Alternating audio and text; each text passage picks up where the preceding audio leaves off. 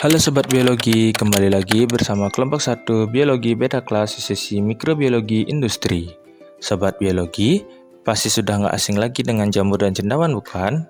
Jamur tidak hanya hidup dengan sifat saprofit atau mengurai, akan tetapi dapat bersifat parasit ataupun simbiotik. Nah, Sobat pasti sudah familiar dengan tumbuhan kacang-kacangan dari famili Fabaceae bukan? Tumbuhan dari keluarga ini memiliki simbiosis dengan cendawan akar terasosiasi seperti Avuscular Mycorrhizal Fungi atau AMF. AMF ini termasuk organisme endofit yang artinya hidup di dalam jaringan akar tumbuhan. Nah, pada kesempatan ini kita akan membahas apa itu endofit, apa keterkaitannya dengan tumbuhan, dan apakah bisa dimanfaatkan di bidang industri. Nah, jika kita sudah tahu endofit memiliki potensi yang besar, maka kita harus tahu cara mengisolasinya dari habitat asal untuk dilakukan studi lebih lanjut. Penasaran dengan kelanjutan video ini?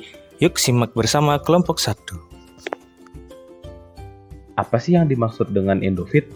Menurut Sieber pada tahun 2007, endofit merupakan tipikal fungi yang menginfeksi jaringan spesifik dari tumbuhan, kemudian berkembang dan termanifestasi pada jaringan tumbuhan terlepas dari sifatnya yang parasitik ataupun simbiotik. Nah, endofit sendiri itu biasanya menginfeksi, akan tetapi tidak menimbulkan gejala yang signifikan sebelum mencapai kondisi yang optimal. Kajian cendawan endofit juga terbagi menjadi dua fokus. Jika fokus terhadap endofit pada jaringan daun, maka disebut dengan mycophylla, sedangkan fokus jaringan pada perakaran tumbuhan, maka disebut dengan endofit mycorrhiza. Oke, endofit itu sering sekali ditemukan berasosiasi dengan tumbuhan yang spesifik. Akan tetapi, endofit tersebut dapat dilakukan isolasi dari habitat asalnya sehingga dimanfaatkan sebagai agen antagonis terhadap patogen, insekta, dan hama menurut Wilson dan Carroll. Pada kesempatan kali ini kita akan mencoba mengisolasi dan mengidentifikasi potensi cendawan mycorrhiza pada tumbuhan pacar air atau Impatiens balsamina. Cendawan patogen Colentroticum capsici dari buah cabai juga akan kita inokulasikan terhadap media tumbuh.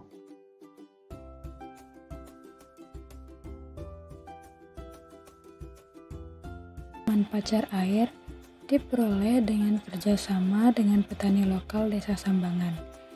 Perolehan sampel dilakukan dengan metode offset grid dengan total 5 titik sehingga membentuk diagonal X pada lahan tersebut.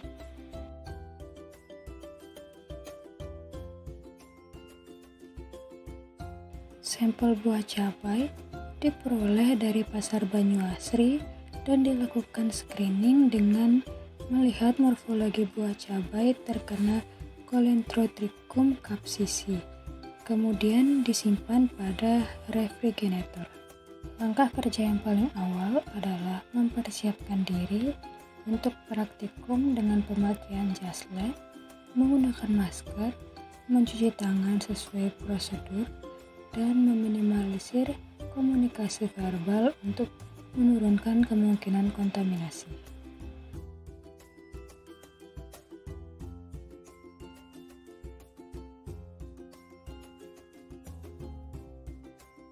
Alat yang dipersiapkan untuk digunakan di dalam laminar airflow dibungkus dengan kertas seperti cawan petri, gelas jar, scalpel, dan juga pinset. Kemudian disterilisasikan menggunakan autoclave. Jika terdapat stok PDA yang sudah steril, maka cukup dipanaskan pada hot plate. Laminar airflow sebelumnya disterilkan dengan cara disemprotkan alkohol 70% serta penghidupan sinar UV untuk menurunkan tingkat septic LAF. Media PDA yang masih hangat diberikan antibiotik dengan jenis chloramphenicol dan di-shake hingga homogen. Pada umumnya, pemberian antibiotik ditakar sebanyak 25 mg setiap 1 liter PDA.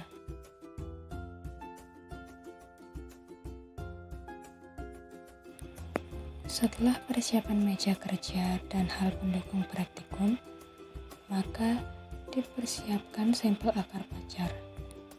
Persiapan sampel dilakukan dengan cara pembersihan akar dengan air mengalir, kemudian dipotong dengan skapel sekitar 1 cm, lalu dikeringkan menggunakan tisu. Sampel akar yang sudah dibersihkan kemudian dibilas dengan beberapa larutan, di antaranya NaOCl 1% sebanyak 1x2 menit, selanjutnya itu ada alkohol 70% sebanyak 2x1 menit, dan yang terakhir itu menggunakan aqua steril sebanyak 3x30 detik, yang dilakukan pada setiap gelas jar yang berbeda wadahnya pada setiap larutan. Pencucian dilakukan bersamaan dengan pengadukan menggunakan pinset dan berada di dekat api bunsen. Pembersihan ini dilakukan pada sampel akar.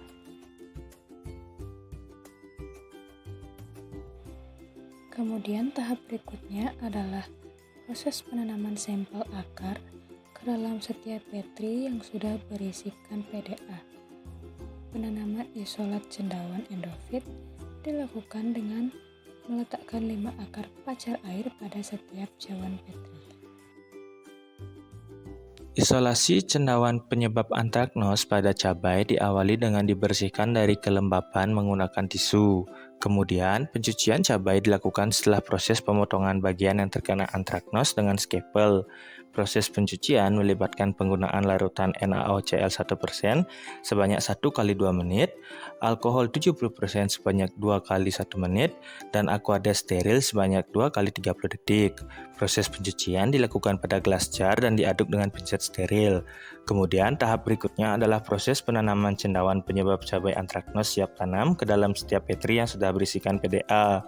Penanaman isolat cendawan endofit dilakukan dengan meletakkan 5 akar pacar air pada setiap cawan petri, sedangkan cendawan antraknos pada cabai ditanam sebanyak 3 pada setiap cawan petri berisi PDA. Tujuan penanaman yang lebih dari 1 pada setiap cawan petri adalah untuk mempermudah proses screening lebih lanjut dan membandingkan morfologi secara makroskopik antar cendawan. Isolat cendawan endofit dibiarkan selama 2 minggu untuk memaksimalkan manifestasi endofit pada media, sedangkan proses isolasi antraknos disimpan selama 1 minggu. Endofit yang tumbuh setelah periode 2 minggu dilakukan permunian kembali dengan mengidentifikasi cendawan yang tumbuh tepat di daerah penanaman akar maupun kulit buah cabai.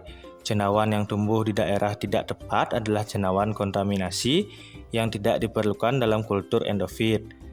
Pengecekan selalu dilakukan dengan rutin selama 3-4 hari dan diusahakan semurni mungkin, dan dilakukan permunian kembali jika terdapat kontaminasi. Nah, setelah prosedur kerja yang ketat dan menjaga keadaan yang steril, maka didapatkan 5 jenis endofit pacar air dari jaringan akar atau mikoriza berdasarkan identifikasi makroskopisnya. Subjek endofit dikodekan dengan EPA yang berasal dari akronim endofit pacar air, serta isolasi Colandriticum capsici dari kulit buah cabai yang terinfeksi antraknos. Nah, hasil morfologi secara makroskopis menunjukkan perbedaan warna, bentuk, serta pertumbuhan miselium pada setiap EPA yang berbeda-beda. Pada EPA 1 memiliki warna marginal yang putih dan halus dengan hifa yang sangat padat dan tidak luas. Daerah sentral memiliki warna yang merah dan pertumbuhan yang cenderung lambat. Sedangkan EPA 2 memiliki warna marginal yang kuning muda dengan putih dan menuju ke arah sentral yang semakin menguning. Hifanya yang padat serta pertumbuhan cenderung lambat juga. Pada EPA 3 memiliki sedikit kesamaan dengan ciri warna marginal dan sentral yang kuning merata, marginal yang sedikit bergerigi, dan pertumbuhan yang cenderung lambat. Sedangkan pada EPA 4 memiliki warna yang putih dari daerah sentral hingga marginal, akan tetapi miselium yang terbentuk tidak mendatar melainkan menuju ke aerosol atau memiliki hifa yang menuju ke atas media. Nah, pada EPA 5 memiliki kemiripan pada EPA 4 yang berwarna putih dari arah sentral maupun marginal, tetapi miselium yang dihasilkan cukup datar dan tidak mengembang, akan tetapi pertumbuhannya cenderung cepat secara horizontal. Nah, hasil morfologi cendawan patogen yang terkena antraknosa cabai ditemukan hasil morfologis juga secara makroskopis.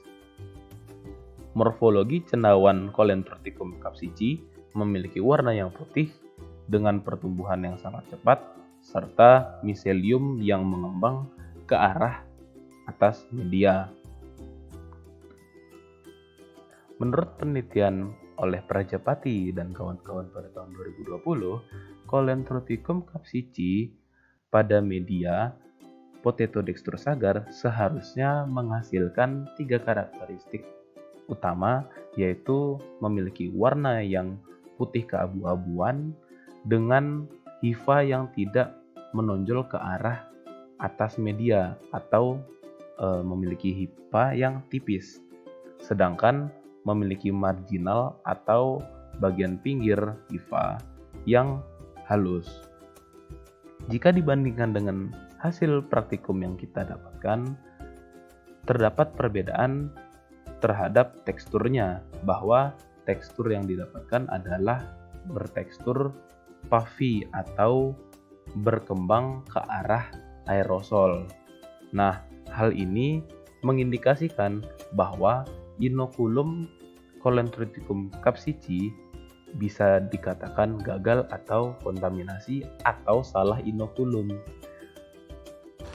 Nah, Sobat Biologi, gimana? Sudah paham tentang cendawan endofit dan mikoriza?